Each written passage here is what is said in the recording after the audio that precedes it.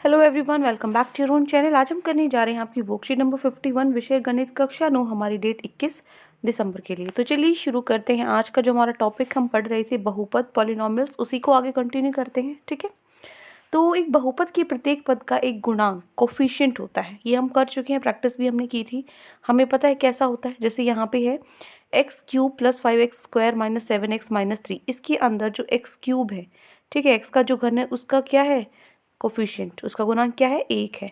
X square का coefficient क्या है 5 है। एक्स का कोफिशिएंट क्या है -7 है। एक्स ज़ीरो का कोफिशिएंट क्या है -3 है। एक्स ज़ीरो मतलब क्या होता है, इसका मतलब है अचर एक होता है, जिसके पीछे कुछ नहीं, एक्स ज़ीरो मान लो, इसका मतलब एक होता है। ठीक है, ये मैं आपको पिछली वर्कशीट में बता चुकी हूँ अच्छे से। ठीक है, अब देखो, एक बहुपद में चर की सबसे बड़ी घात वाले पद के घातांक को बहुपद की घात कहते हैं। क्या कहलाई जाती है बहुपद की घात? जो उसकी सबसे हाईएस्ट पावर है।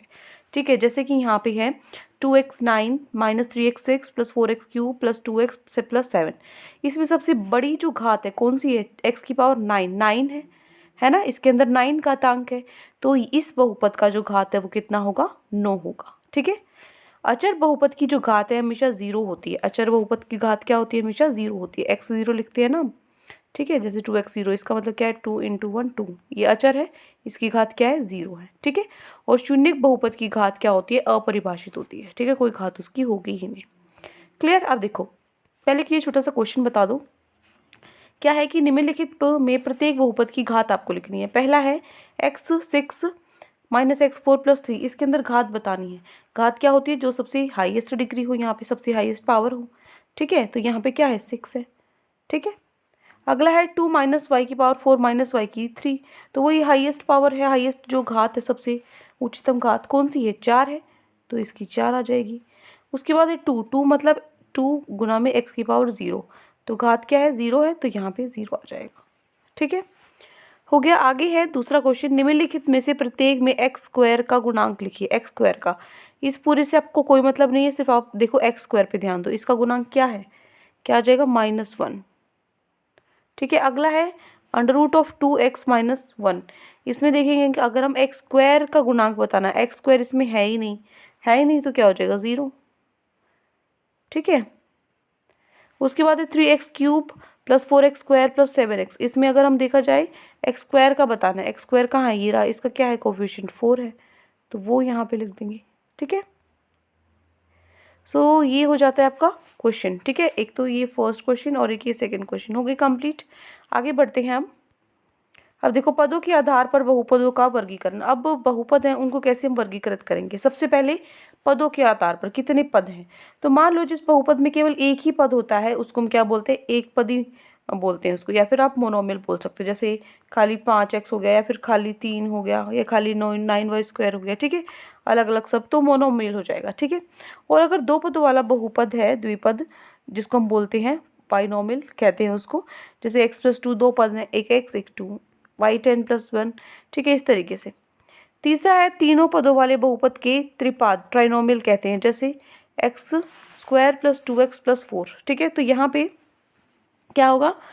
इसके अंदर 3 आपकी क्या है? टर्म्स है, 1 2 3। ठीक है, इसी तरीके से यहाँ पे t4 प्लस t प्लस 3। ठीक है, 3 यहाँ पे आपके पद हैं, तो ये भी क्या है? ट्राइनोमियल है, त्रिपद है। अब ये तो हो गया पदों के आधार पर। अब अगर हम घात के आधार पर बहुपद का वर्गीकरण करें, घात के आधार पर करेंगे। देखो, घात 1 है, अगर घात 1 है तो कैसे बहुपद होंगे? रेखिक बहुपद कहलाएंगे। जैसे 3x-1, इसमें x की पावर क्या है? x की पावर 1 है। 2 माइनस वाई, वाई की पावर क्या है? 1 है। ठीक है, तो ये क्या है? रेखिक बहुपद। और अगर द्विघाती बहुपद में क्या होगा? जैसे 4x² प्लस 9, तो x² माइनस 5x प्लस 2। इस तरीके से आपको जो आप यूज़ कर सकते हो एक से ज़्यादा घात। ठीक है, द्विघात जिसको हम बोलते हैं, 2 के लिए हम यूज़ करते हैं, 3 के लिए हम क्या यूज़ करेंगे? त्रिघात। ठीक है ना, 3 घात वाले बहुपद को त्रिघात बहुपद कहलाते हैं। जैसे 2x³ प्लस 2x प्लस 1। ठीक है, y³ -1।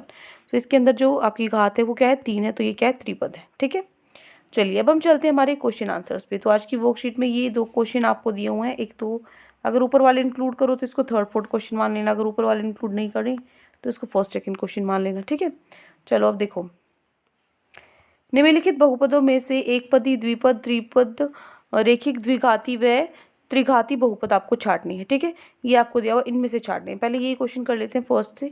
पहला है, देखो पहला क्या है, वाई क्यूब प्लस वाई, यहाँ पे क्या है, दो पद हैं तो द्विपद हो गया, और क्या है, घात कितनी है, 3 है तो त्रिघाती हो गया, ठीक है। फिर देखो next, 2x² plus 3x minus 1, इसमें देखो 3 पद है, 1 2 3, तो त्रिपद हो गया।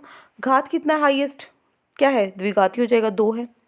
फिर है एक ही पद है तो क्या हो जाएगा, एक पद ही, घात कितनी है, 2 है तो द्विघाती हो जाएगा, ठीक है। फिर है 9x का क्यूब, एक ही पद है तो एक पद ही, और जो आपकी क्यूब है वो कितना है, त्रिघाती है, ठीक है।